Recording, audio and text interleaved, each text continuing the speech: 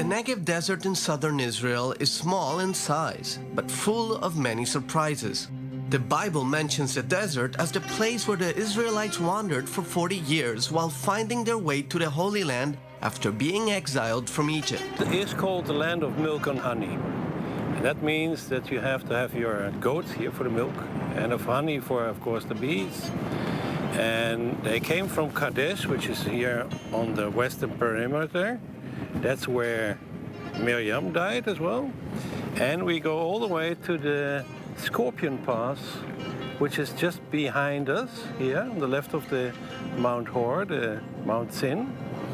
And these are actually the borders. One area not as well known as the Sinai Desert, but playing no less significant a role in a biblical history, is the Zin Desert.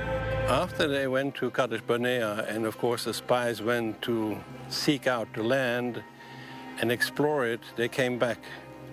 And instead of believing God's word, they were terrified by the giants, the children of the giants, Anak, and as well by the land which devours its inhabitants.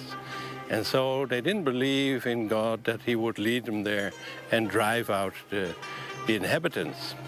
And so therefore they had to go through the desert, out of the land of Israel, because this is not the land of Israel, and to go all the way around and then to the south towards Eilat, modern-day Aqaba, and then around the land of Edom before they finally got to go into the Promised Land. The main attraction here is Zin Mountain. Aaron, Moses' brother, might be buried there, according to tradition. Aaron is considered one of the most significant characters in the story of the Israelite exile. But one story overshadowed his great achievement: the sin of the golden calf, where according to the book of Exodus, the Israelites created an idol and worshipped it. Aaron was the younger brother of Moses. They both lived together with their sister Miriam in the land of Goshen. And Moses was sent to Pharaoh, but Moses was shy. He was heavy of tongue, and therefore he said, "I cannot speak." And God decided therefore to have Aaron as his spokesman.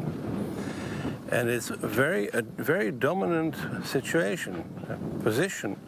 He had to go there in front of the king. And then later on, when Aaron went in the desert with Moses and the people, he too was the representative. He was going to speak to the representatives of the 12 tribes and then would bring that in front of Moses. And then Moses would get from God a message what to say to their request. So he had a very, very important function. He is well the bearer of the stick, of the rod of Moses, Aaron's stick it's called, which was later then in the Ark of the Covenant. And he too went into the desert. He too allowed the people to make a golden calf. With that, he paid a price. Scholars debate where Mount Hor actually is, where Aaron is buried. Other options include Jabal Harun in Jordan. One unique phenomenon found here is a rare collection of bulbous rocks.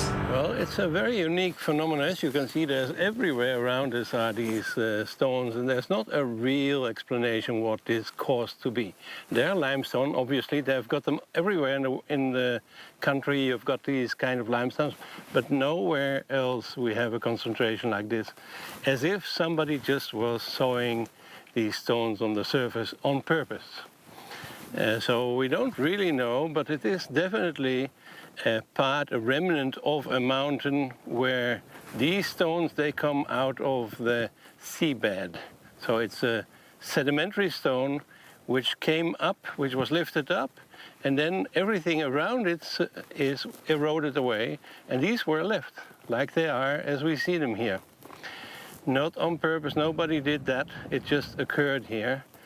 And the only explanation one can give that actually this is part of a flat, which was a rocky flat where you have, like mud, it cracks.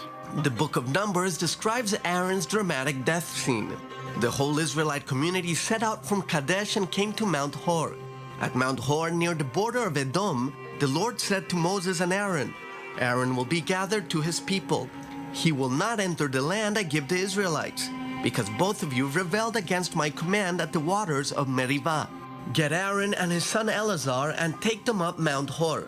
Remove Aaron's garments and put them on his son, Eleazar, for Aaron will be gathered to his people. He will die there.